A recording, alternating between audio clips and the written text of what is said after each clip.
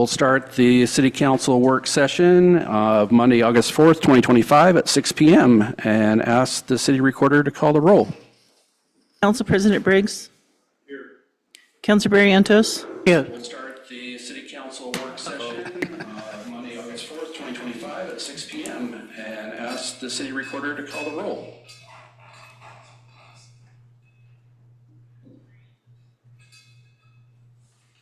Sorry about that. Councilor Blosser. Here. Councilor Fitzgerald. Here. Councilor Holzapfel. Here. Councilor Jantz. Here. Councilor Schilling. Here. Councilor Shane. Here. Councilor Spivey. Here. We have a quorum. I'll turn it over to City Manager Brian Latta. All right, thank you, Mayor Slack. So we just have one item on the agenda for the work session tonight, and that is our presentation from the organization called PATHS, that's Partners Aligned Towards Housing Solutions. If you recall, a legislative session or two ago, there was a pilot program funded through the state legislature that gave $1 million to, I think, 9 organizations throughout the state, counties, and partners to address and chronic homelessness as well as homelessness prevention. Polk County, with the cities in Polk County, including Dallas, Monmouth, Independence, Falls City, Willamina, and the Confederated Tribes of the Grand Ronde and the Mid-Willamette Valley Community Action Agency, I want to say that right,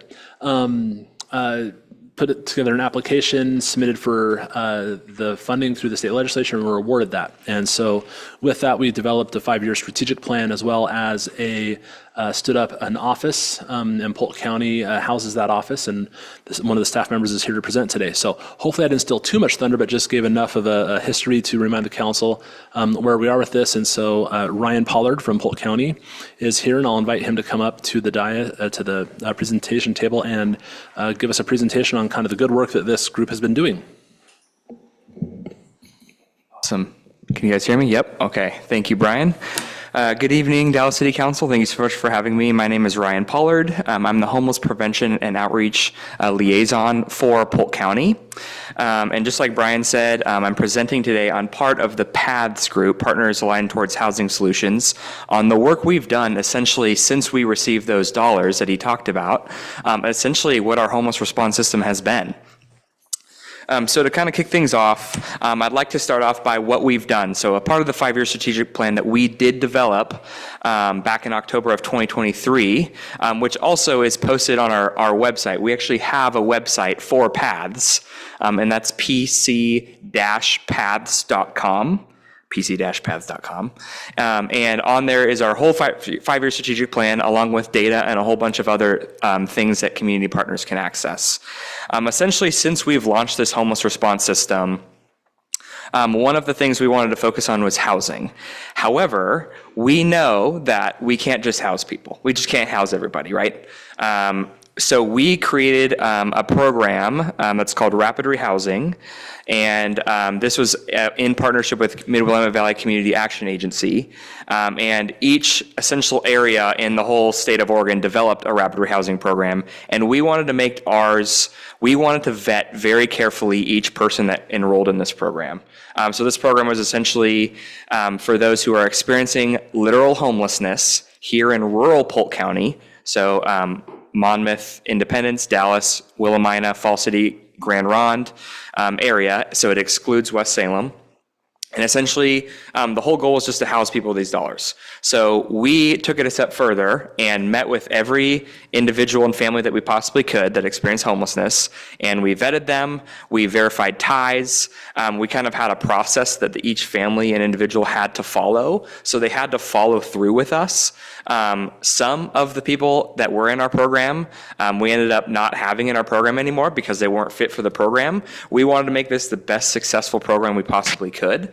So if you see the blue sheet here, on the left-hand side is numbers that we've housed people for in our rapid rehousing program. So you can see that left column on the left where it says 247. So since October of 2023, we've housed 247 total individuals. 118 of them are kids and 79 parents, so the majority of people being families, and then 50 single individuals.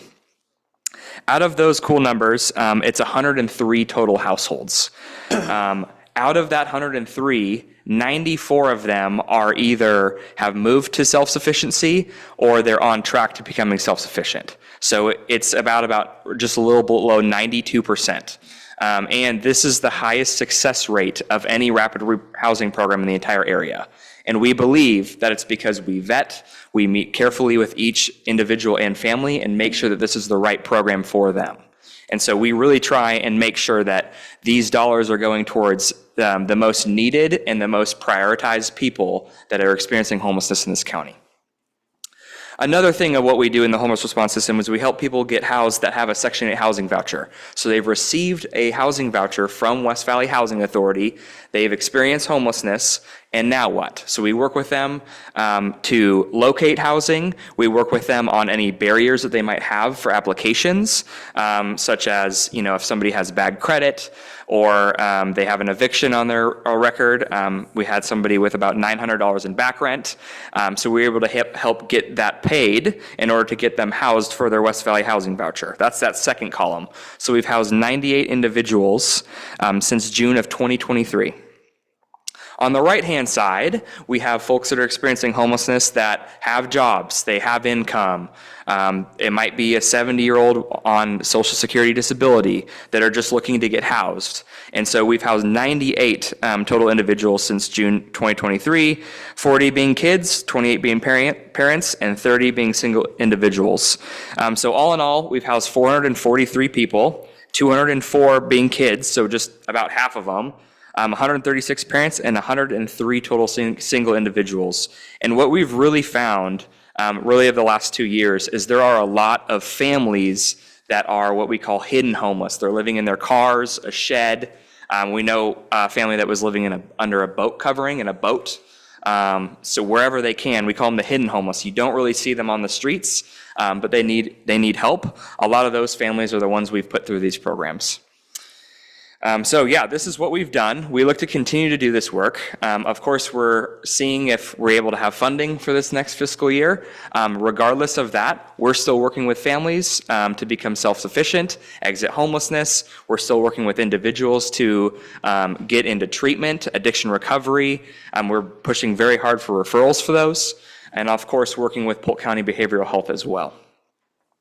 Before I move on, do any of you have any questions on this data sheet and the housing work that we've done so far? Say someone is self-sufficient, what do you mean by that? Yeah. So somebody that's self-sufficient, they can pay rent on their own. So they have income, they have a job. This can include people that have Social Security income or SSDI. Yeah. Yep. Good question. That 92% have moved to self-sufficiency or are on track. How many are on track and how many actually have? Good question. So the ones that have, I would say, if I had to guess, it's probably at about 45%. Since we started the rapid rehousing in October of 2023, we've kind of housed people periodically up until really last week. And so I would say about 45% are already self-sufficient, and they'll be able to pay rent going forward. 45% of what? It would be 45% of the 247 total individuals. Yep. Good question. Do you have any metrics to reflect of what percentage the people in the program represent of the total homeless in the county? Yeah, that is a good question. So like of the 247 total, what is the Is that representation? half of all homeless? Is it a third? Is it 10%? That is a little hard to gauge. I will be talking about who's homeless basically next. I'm just trying to determine the penetration of the program. Yeah, like the impact, right? Yeah. Yeah. If I had to guess, just kind of, who we've worked with in our numbers here, I would say it's definitely over half. 247 is a lot of people. However, that does not include those who become homeless, and that number is always ongoing. These numbers are great, and I think you're doing a great job. Do you track at all any individuals who are offered assistance that decline? Yeah, we do. So a part of our program at the Polk Community Resource Center, our homeless prevention outreach program, we work with everyone, and they do an intake with us. There are people that we create goals for in programs and referrals, and they just completely don't follow through. And so we do exit them. And we exit them under no contact / no goals followed through. So at that point, we won't not work with them, but we will, when someone works with us, we want to plant seeds for when they're ready to get out. Not everyone's ready to get out. So, we do have numbers and track how many people we've exited who have not been able to follow through on goals. Number is not part of the 247. Correct. That's in- That number is not part of the 247 at all. Do you have a rough idea what the number is? Ballpark? I know that we have probably exited over about 38, 39. I'm trying to think of the last report I pulled that have chose not to work with us. Yeah, it's probably a little bit higher than that, but that's what I remember off the top of my head. Yep. Still pretty decent. Yeah. Can you address a couple of questions about Section 8? Sure. That is a success when you go from unhoused towards Section 8. So what I'd like to hear is what is the wait period to get onto Section 8? How many people are on a wait list? And have you established any reasons why, if there's a backlog, why is there a backlog? That is a great question. I cannot fully speak for West Valley Housing Authority. However, I can tell you what I know, and that is it's about a 1 to 2 year wait, so we've heard, to get a Section 8 housing voucher. So they've applied, then they'd have to wait 1 to 2 years pending they follow through on the mail that they get from Section 8, and they're still able to, not get purged, is what we call it, because they'll take people off the list. This is a question you may not know the answer of, but I'll ask it just in case.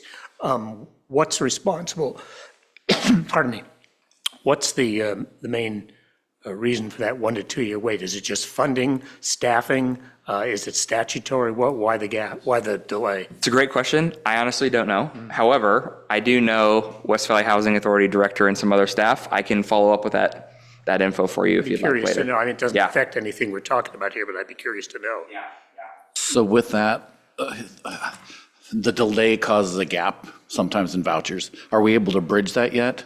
We've pushed hard with our elected officials to be able to bridge it with other funds to match and bring it up. Has that happened yet? That was going to be my next Yeah, question. we have been able to work with folks and really explore other options as they wait for that. So we do case management with those individuals and families that are waiting for it. Or do you mean the ones that Right. already have it? If they already have their voucher and their rental doesn't match the voucher, and then they have to go through the process again to get it to the correct level, is there a bridging methodology right now that we can get funds from other sources to bridge that gap? So before the end of this fiscal year, we have been able to help with deposit and a little bit of rent assistance for those folks. So our Because resource center. it used to not be that way. It used to be they had to match. Yeah. And so sometimes, like in the case of, there's a $98 gap, right? Or whatever, we would help that individual try and get a job to be able to then pay for that. Or depending on their situation, SSI, TANF, that route. But we do step in and assist with those things. And all of the 98 here, most of them, we have assisted with deposit assistance initially to help cover that. Still not gapping that month to month. Correct. Yeah. So we still need to push. I can't speak for West Valley Housing Authority, but that would be a great question that they would have the answer to. Yeah. My second question was, do you have an estimate on how many people waiting on a Section 8 for whether it's approval or once they're approved? How many people are on the backlog? It's a lot, hundreds and hundreds. There was I think a list that I heard in January that was a little over 1,000 people for the Section 8 wait list. So we're talking specifically in Polk County. Correct, Polk County. That'd be West Valley Housing Authority. However, I don't think those numbers are accurate now. West Valley Housing Authority would have those numbers. Yep. Oh, you've been able to help 98. Correct. That's success. Yep. Okay. Yep, exactly. Take one more question before we move on for this sheet specifically. Questions before we move ahead? Did everybody get their questions answered? Okay, go ahead and move on. Thanks. Okay, this next sheet that I handed out, this is a sheet that we created following the point-in-time count. So the point-in-time count, for those of you who don't know, essentially is a count of everyone who's experiencing literal homelessness in the county. The whole state of Oregon does this, and so we focus on rural Polk County, so this excludes West Salem. And this happened in late January. Essentially, it's just a comprehensive count of the population experiencing homelessness, and it measures the prevalence of homelessness over our community. This year, and from what we've heard in the past, is sometimes we haven't had the bodies to make accurate counts. A lot of times these numbers are off. As you can see in the bottom right-hand corner of this data sheet, where it says down in the blue that you see those columns, the 5, 25, 91. Back in 2021, we didn't have a homeless response system, and we only knew about 5 people experiencing literal homelessness. And that was Brent DeMoe and Brent DeMoe only, who was working for Polk County. In 2022, there was a count, and we're starting to increase our capacity to work with people, so that's where the 25 number comes from. 2023 was our next count, and that was before our homeless response system was ever created. And so they counted 91 people experiencing literal homelessness. And then we just did a count this last year, and there's 135 people experiencing literal homelessness. And you might be thinking, well, Ryan, homelessness is going up. What do you say about that? I will say for these numbers for this year, we have had more volunteers and more community members counting than we ever have before, and we've had more counts than we've ever had before. We had ODHS, Polk County Behavioral Health. We had a whole bunch of community volunteers. We had people stationed at food banks where people would frequently go for an entire week counting people that are experiencing literal homelessness. And a part of that count, it was a survey, and we asked folks, where do you have verifiable ties to this county, which I'll talk about on the back page of this in a second. But we just really wanted to capture as many people as we possibly could to give as close to an accurate count as we possibly could.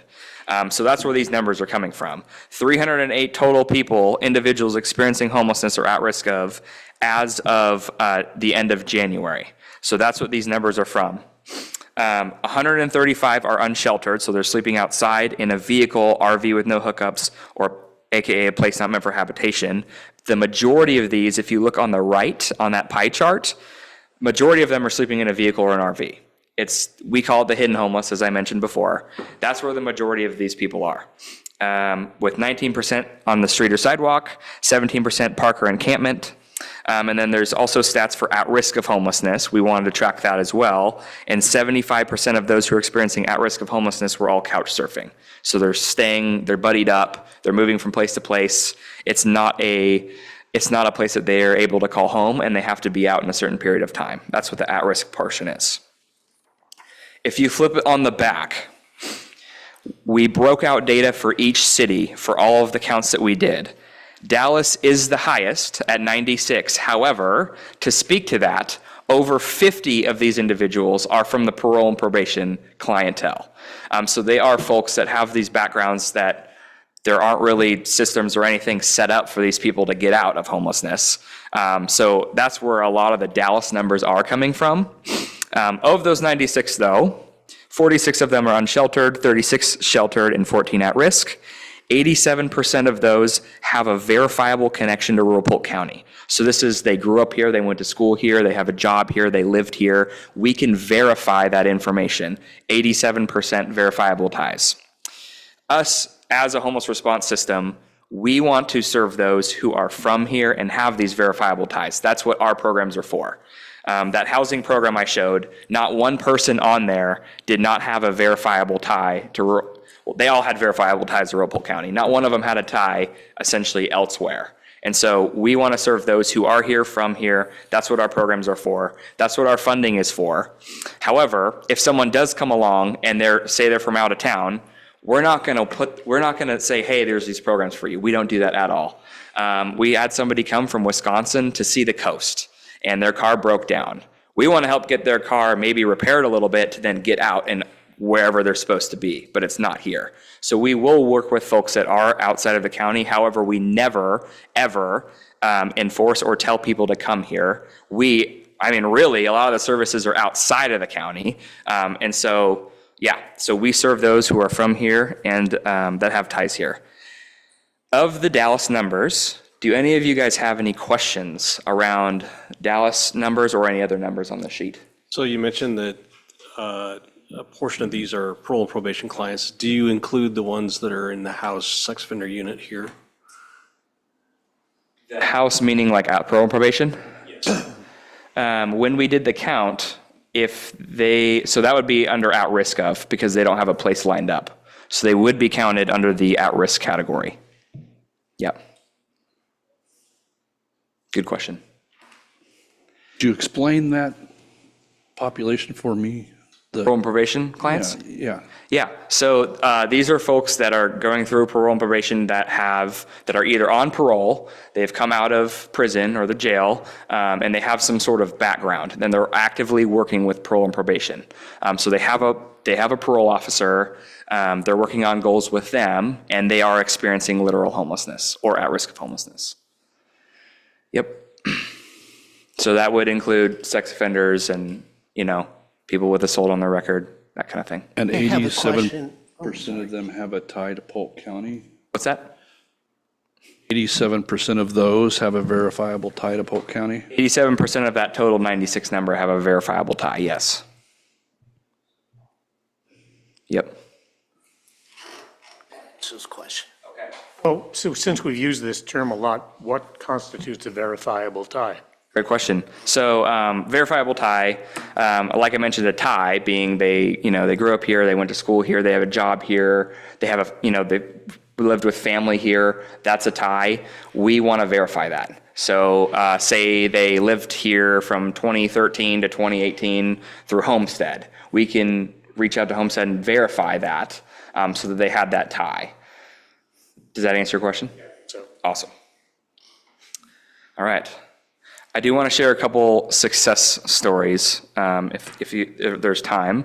Number one, we work with community partners and Church of the Park and folks that have a shelter here. The Dallas site that opened just recently, 4 families have exited there, and all 4 of them have been able to, are now permanently housed, and they're ongoing and permanently housed. And those are families that we also helped put there. So we were able to vet them and put them in that, and help get them into that shelter, and then they were able to exit to be in permanent housing. 2 of those families are from Dallas. So it's just good to share, just because, there is a program that we want to help people get through as far as a shelter being open, because a lot of times a family will come to us and these numbers are staggering, and we don't have a program, we don't have anywhere to put them, there's no shelters. The only shelters really outside of Church at the Park here are the ones in Salem. So as far as a family shelter goes. So it's just a great success to see them into permanent housing and the kids being able to be stabilized and be back in school. A lot of times when we have families that come to us, their kids are not in school, they're bouncing around, if they're fleeing domestic violence and Sable House is full, which is very, very often, we just kind of help navigate all that we can, working with Family Promise and other programs outside of the county to help stabilize that family. And so it's been a really great success to have a lot of families from Dallas be in the rapid rehousing program and be able to be stabilized once again so that the kids can go back to school and they can get right back on track and be stable as a family. And the 2 families that were rehoused from Dallas, were they rehoused in Dallas? One of them was. One of them was housed in Independence. Yep.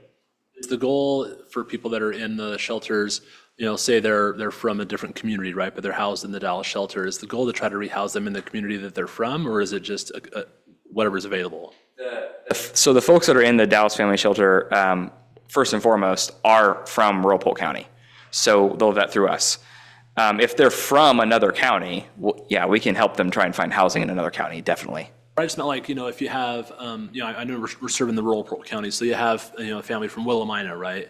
And, the Dallas shelter is available for them, they're able to come here. Is the goal to try to get them back into Willamina in housing, or just anything that's available? That was more. Always, yep. Working with a family, is Willamina the best fit for you? And talking with that family, if that's the best fit, yes, 100%.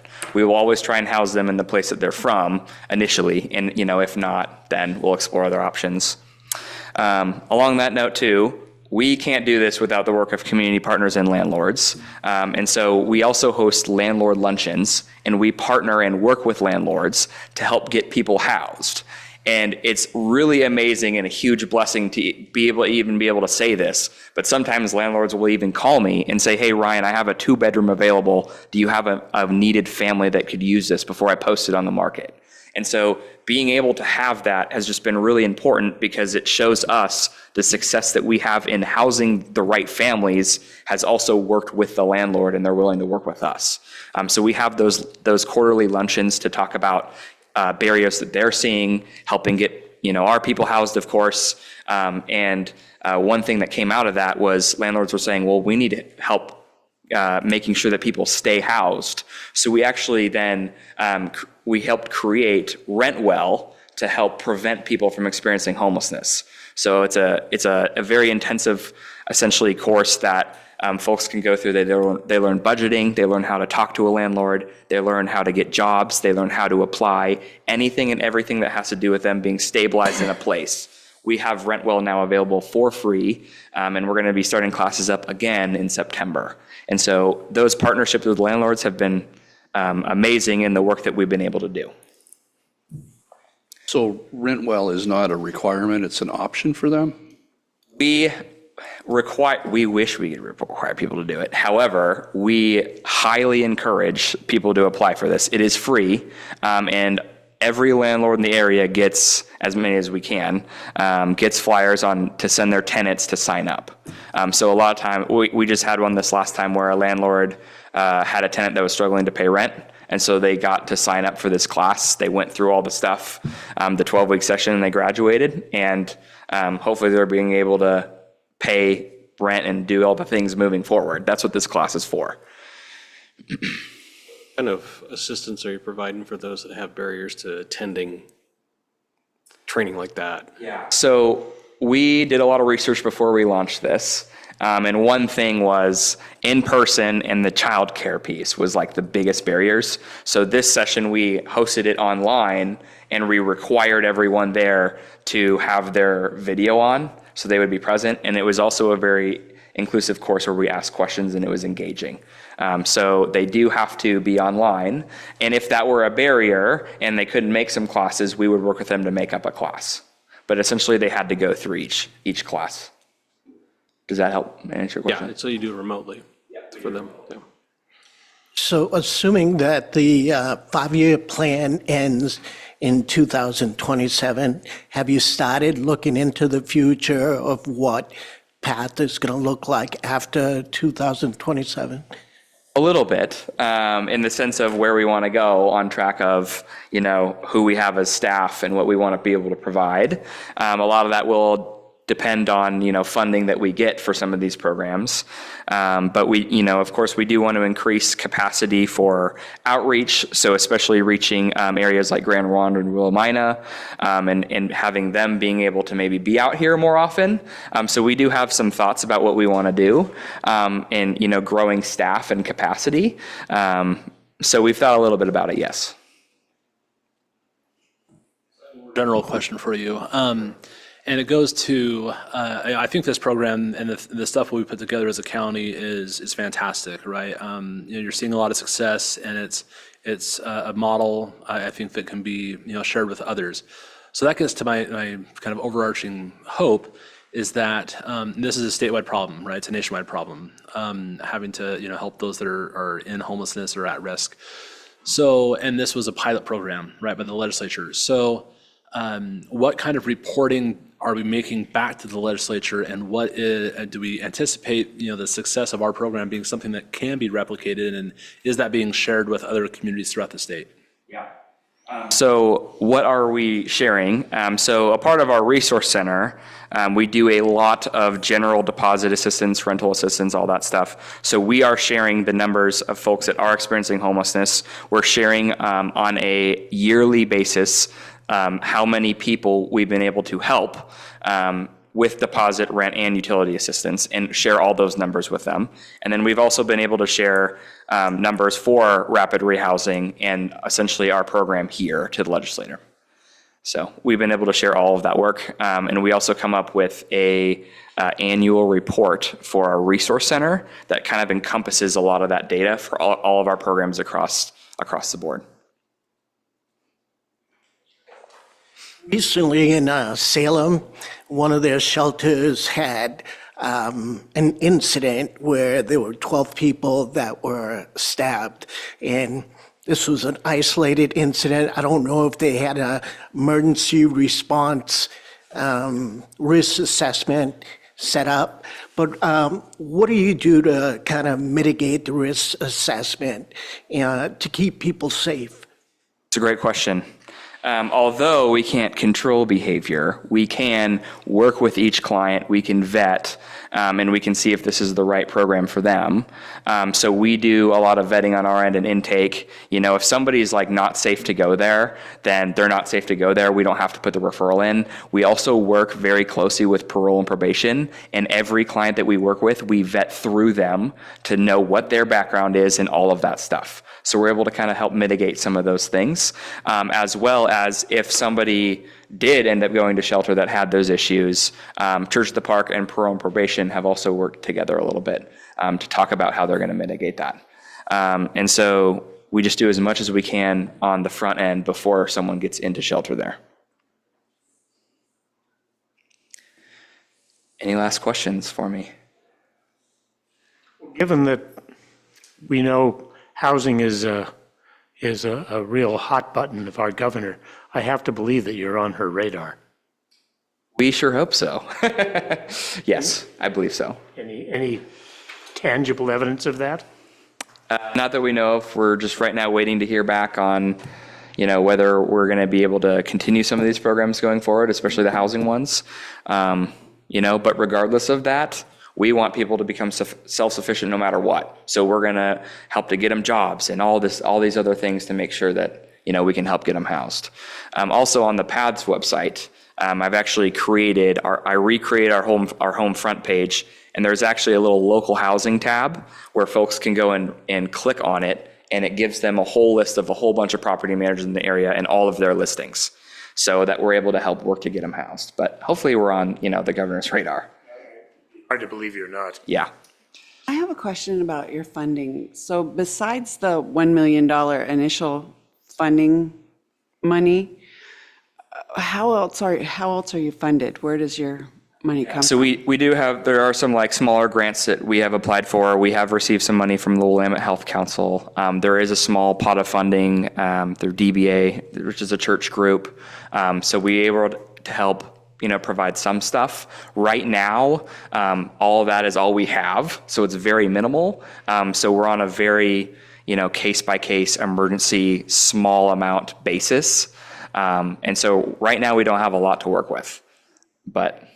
Because I was just wondering, $1 million obviously probably doesn't go very far. So I'm wondering how you guys are paid and how.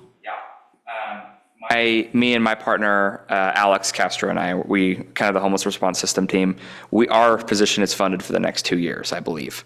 So through, I think it's emergency order 23, something. It's some emergency order, but we're funded for the next 2 years. Through the state? Yeah, correct, through the state. Yeah. Questions? Question for me. I'll kind of just end by saying thank you for the work that you've done. I think it's you know, the numbers are, you know, speak for themselves. I think it's great to see that. It's good to kind of understand, you know, our numbers specifically of those that are, you know, experiencing homelessness or at risk of homelessness. A lot of that, you know, number is inflated or influenced by the presence of having the jail, you know, in our community. And so, you know, knowing that those individuals, you know, we're working with them and we're making sure that we can, you know, get them in the situation that's, you know, hopefully going to find success for them as they get out of jail and on with their lives. But it's been a positive experience to go kind of through the program. I think it's been a successful pilot, and I look forward to seeing how this work, you know, can continue to keep, you know, our community safe and the individuals that are experiencing homelessness or at risk, keep them safe as well. So thank you. Thank you so much, everyone, for allowing me to be here. Thank you. That was our only topic tonight, Mayor. All right, does anyone have any discussion about Any other discussion for for what we're talking about tonight? If not, we'll adjourn the work session at 6:34. We'll see